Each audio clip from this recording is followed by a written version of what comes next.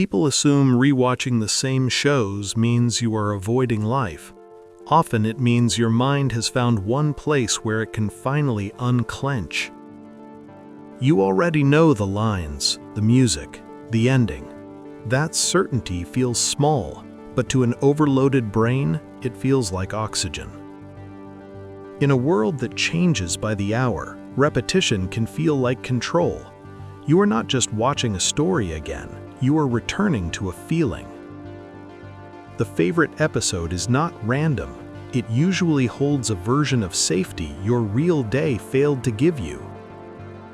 Some people rewatch when they are anxious. Some rewatch when they are lonely, grieving, burnt out, or quietly overwhelmed.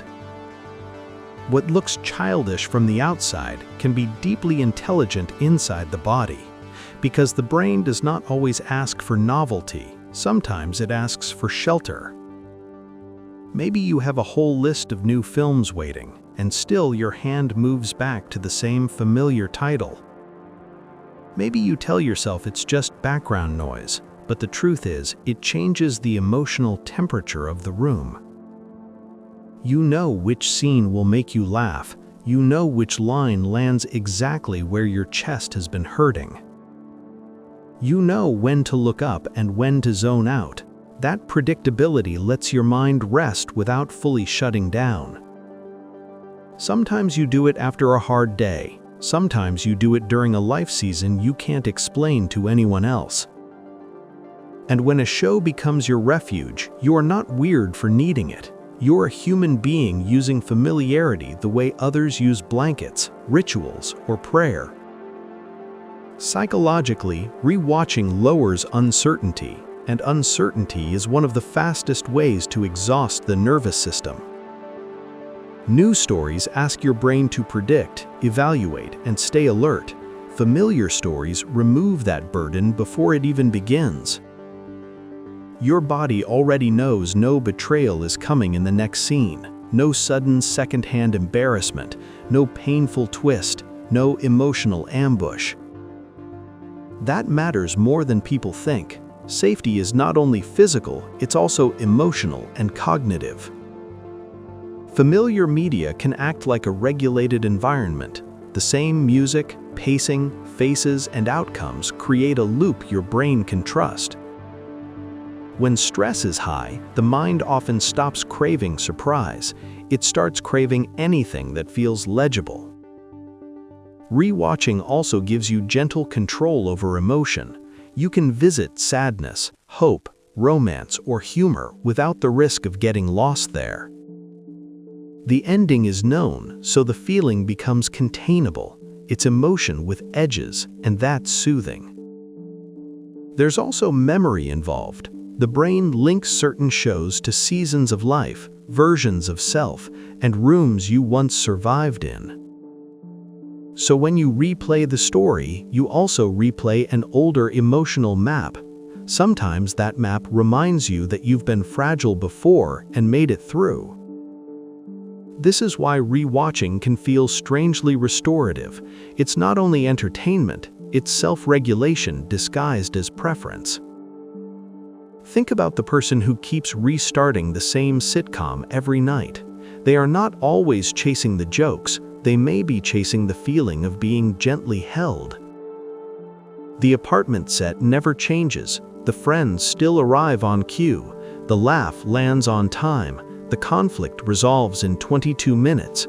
That rhythm can become a borrowed heartbeat, especially for someone whose real life feels irregular, silent, or unstable. Or think about the person who replays the same childhood movie. They are not only revisiting the film, they are revisiting who they were when life felt more coherent.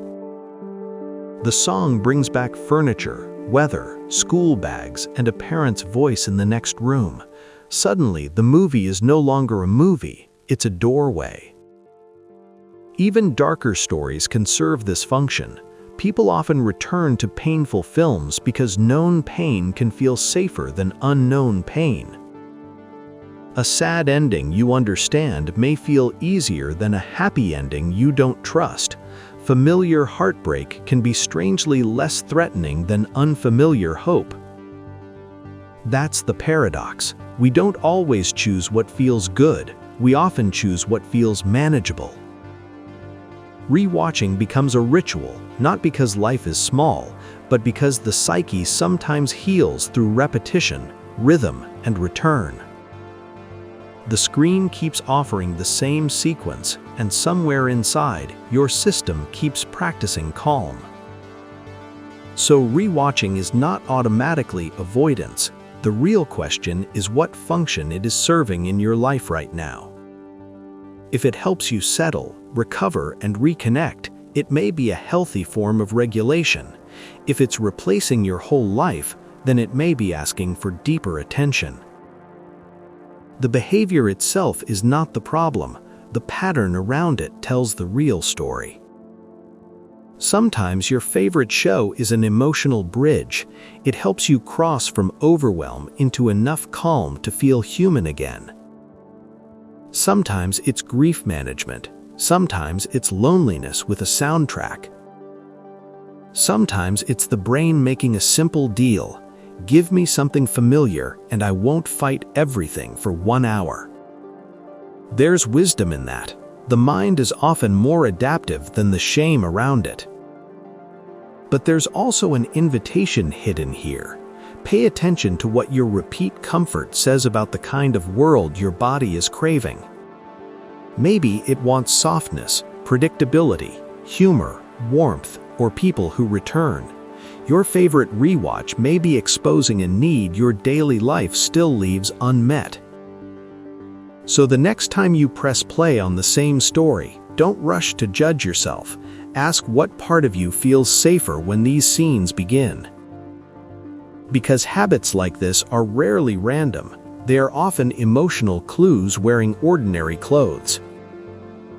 We rewatch the same stories when the heart wants proof that some things still hold, and sometimes healing begins with knowing exactly what happens next.